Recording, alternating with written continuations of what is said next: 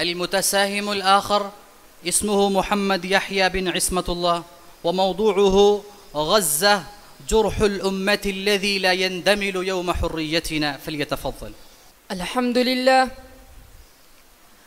لله الذي أمر بالعدل والإحسان ونهى عن الظلم والطغيان، والصلاة والسلام على سيدنا محمد قائد المجاهدين وإمام الصابرين وعلى آله وصحبه أجمعين. أما بعد، في الوقت الذي تحتفل فيه شعوب كثيرة بحريتها واستقلالها، يئن قلب الأمة من جرح عميق ما زال ينزف منذ عقود، جرح اسمه غزة.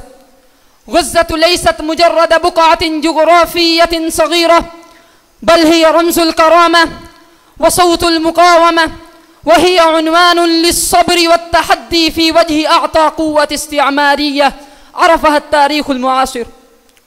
غزة اليوم محاصرة من البر والبحر والجو، تتعرض للقصف والتدمير، تزهق فيها الأرواح وتغتال فيها البراءة، ولكنها رغم ذلك واقفة شامخة، لا تنحني ولا تستسلم، بل تبعث برسائل البطولة إلى كل الأمة.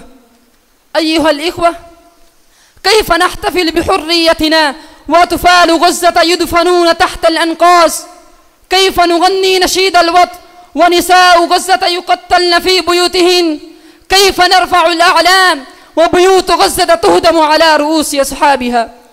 أيها السادة، إن غزة لا تحتاج فقط إلى كلمات التضامن، بل إلى مواقف عملية ودعاء صادق ودعم حقيقي. علينا أن نحيي قضية غزة في قلوبنا وقلوب أبنائنا، في منابرنا ومدارسنا ومساجدنا، لأن نصرة المظلوم واجب شرعي وأخلاقي.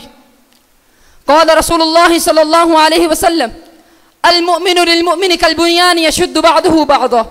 فأين نحن من هذا الحديث؟ أين نحن من مسؤوليتنا تجاه إخواننا في غزة؟